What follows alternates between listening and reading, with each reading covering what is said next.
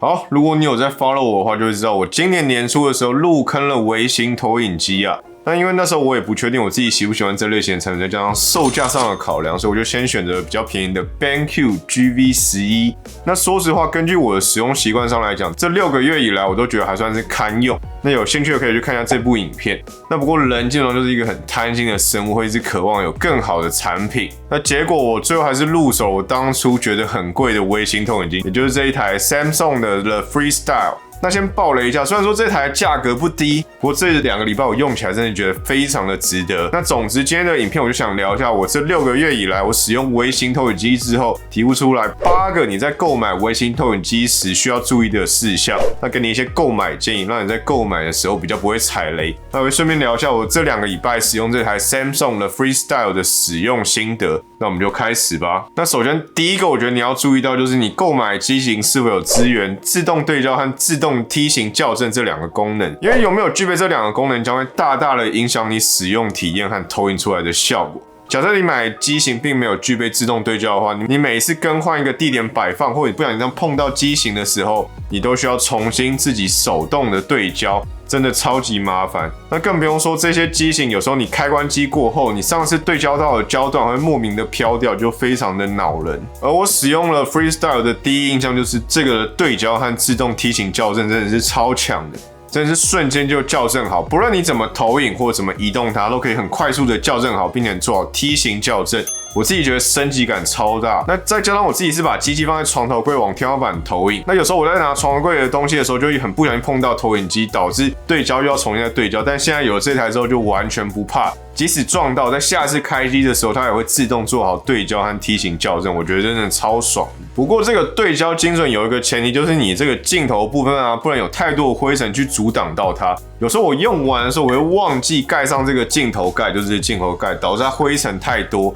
有时候自动对焦就会有点小失灵，不过这时候只要稍微擦拭一下它的镜头，基本上就完全没有问题。这点就稍微提及一下，就是基本上用完的时候还记得要把盖子给它盖起来，这样的话它会比较好一点。然后再来第2个，我觉得你要注意到的就是它侧投的效果，因为我这一台主要就是拿来睡前的时候看 YouTube 使用，我就放在床头柜往天花板上这样直接投影，就是一个侧投的状况，侧面投影的状况。假设你也是这种使用场景的话，你就要特别留意侧投过后它的对焦的效果如何。因为有些机型你侧投的角度太大的时候，会出现一种非常尴尬的状况，就是不论你怎么对焦，整个萤幕都不会完全的准焦。有时候会是上面准焦了，下面就失焦，或者下面失焦，上面又准焦。反正不管怎么样，你怎么对都对不准。但我这一次在使用这个 The Freestyle 的时候，不只有刚刚提及到的自动对焦功能以外呢，它这个侧投的效果非常的好。整个画面都是准焦的，这感觉真的非常的神。而且这一点我觉得是在购买微型投影机的人的时候非常容易忽略部分。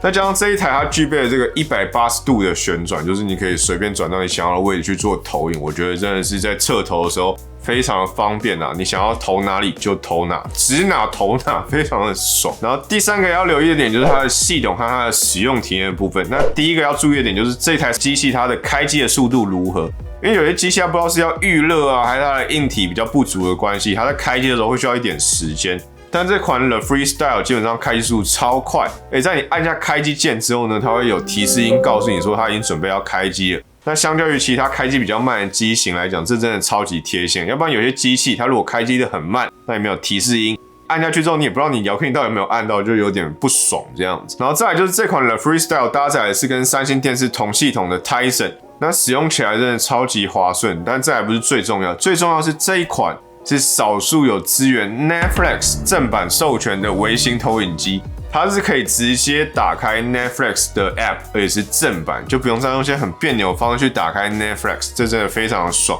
升级感和优越感都超级强大。那除了 Netflix 以外，这款应该也是具备了所有你需要的影音软体平台啦，像是 YouTube 啊、Disney Plus 或 Amazon 的 Prime Video， 甚至连 Apple TV 都有了，竟然有 Apple TV 可以使用。我觉得真的是蛮猛。那就算假设真的你想看的东西，这些平台上都没有，你也可以直接投影你的手机画面或电脑画面到这个投影机上。那不论是三星的手机啊，或者是苹果的手机，都可以直接投影，没有错。它还甚至支援了苹果的 AirPlay， 我觉得真的超棒。然后在聊这第4个购买技巧之前呢，我们必须先来宣布一下我们7月份跟正成的团购活动，也就是我之前有讲过的 Solak 无烟电烤盘。那这一次我拿到的优惠是7-8折的优惠，非常的划算啊。那这烤盘除了它使用的是电源方式去烤肉以外呢，它还具备了一个抽风口，让你可以进行无烟的烧烤。此外，就是它这个烤盘的表面，我觉得非常的不沾食材，非常的好清洁。以外呢，它还有一个洞，可以把多余的油污集结到这里面。而且这烤盘加上我这次拿到优惠之后，非常的便宜，大概只需要2000多元，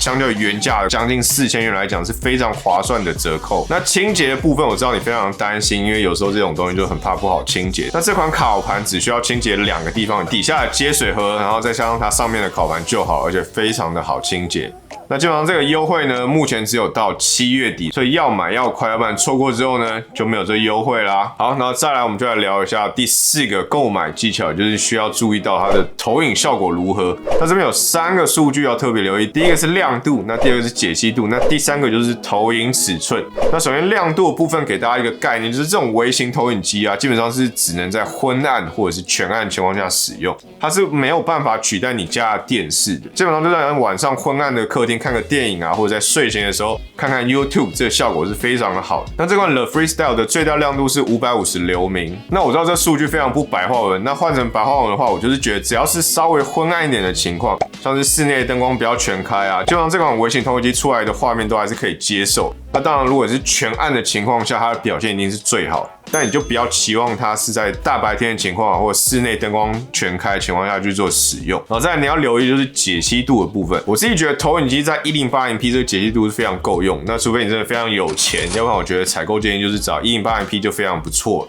那最低我是希望不要低于720p 啦。那我自己第一台使用的是480p，用久之后就真的会有点手痒，非常想要更新。所以我个人是蛮建议你是一步到位，就一步就买到 1080p， 要不然你之后就会跟我一样买了一台又想要再买一台。那现在我使用的这款的 Freestyle 就是支援 1080p 的 Full HD 解析度，基本上我觉得以一台微型投影机来讲是非常足够的一个解析度，更何况我前一台是 480p， 现在升级上来之后，升级感是非常的强烈。整个画面感觉非常清晰，那整个颜色也非常艳丽，我觉得非常厉害。总之，这个颜色啊和这个画面搭配这个亮度，我是觉得非常的足够了。画质来讲是完全给过。然后最后一个你要留意就是它的投影尺寸，也就是你投影出来的萤幕大小。那这就看你个人的需求啦。它的投影的距离需求非常的简单就可以达成，0.8公尺就可以投出30寸的画面。那有2.7公尺的话就可以投出100寸的画面。所以说，从30寸到100寸这个范围，我猜应该是可以满足大部分人的需求了。你想想看，如果你去露营，然后投了一个100寸的大小来看电影，我相信应该是爽到爆。然后再来第5个，你购买时要留意的部分就是它的音质表现。毕竟我们影音刚刚解决了影的部分，现在就来留意音的部分啦。那我个人是建议你选购时不要选低于5瓦喇叭输出的机型，要不然你的声音体验会稍微比较不足一点。我这台 The Freestyle 的声音输出刚好就是5瓦，而且它具备360度的喇叭，就是四面八方的位置，声音表现都还蛮不错的。那我自己觉得音质来讲的话，这一台在小房间使用都还蛮足够的。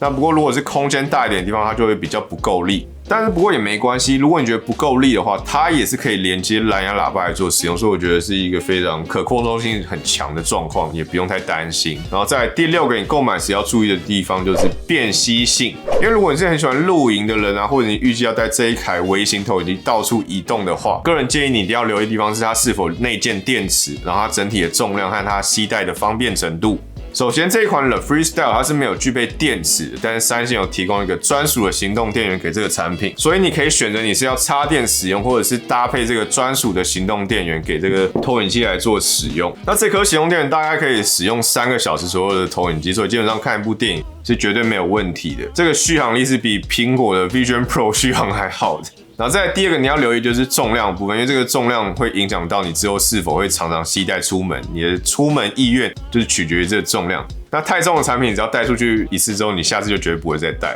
那首先这款 The Freestyle 的单机身的重量是 0.8 公斤，那搭配这个行动电源是 0.85 公斤，那整体的重量搭配起来就是一个 1.65 公斤的重量，我个人觉得是一个不算轻的重量，但也不算重的重量，基本上就类似一个14寸笔电的重量。不过我觉得三星做的很好是它的外出收纳包做的非常齐全，像是投影机的部分就具备了一个外出收纳包，你可以直接把它放进去这投影机。然后行动电源的部分，它也具备一个包包可以来装啊，所以它是可以直接就这样轻轻松松收进去，然后可以直接带出门的。你看像这样，它就直接这样一台放进去，然后这个盖子盖起来。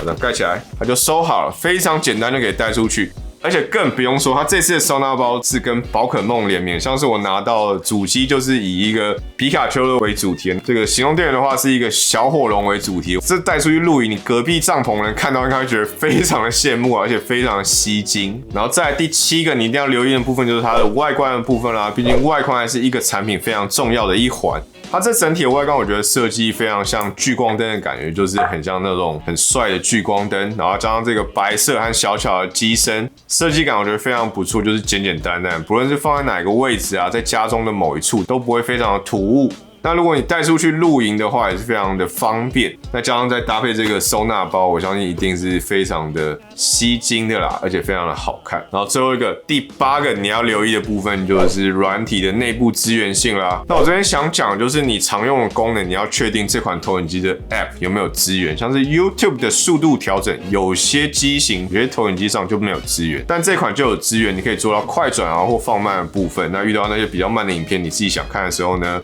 你就可以直接快转，那非常的不错。那所以你要根据你自己的使用习惯，确认一下你购买的机型有没有支援你很常使用到的功能。好，然后这差不多就是8个我建议你在购买时一定要留意的地方啦。那最后也小聊一下，我觉得这款 The Freestyle 它有几个可以改进的地方。首先第一个就是它这个接孔的部分，它支援的是 Mini HDMI， 这一点就稍微有点不方便。毕竟大家常使用到的游戏主机啊，或者一些外接设备都还是以全尺寸的 HDMI。那如果你是支援 Mini HDMI 的话，你就还要再想个办法去做转接的动作，就会稍微有一点点的麻烦啦。然后再来就是这个盖子的部分，我觉得盖子不太好使用。因为你盖上去之后，它还是或多或少会这样动到这个主机。虽然说它现在具备自动校正和自动对焦功能，但我觉得它有时候跑掉之后，那个投影的位置会有点跑掉，就会有一点阿杂。那如果你不盖的话，它有时候灰尘累积太多的时候，它自动对焦的功能就会有点丧失。所以我觉得它可能找一个方法是一个简单的盖子，就是可以挡住灰尘就好。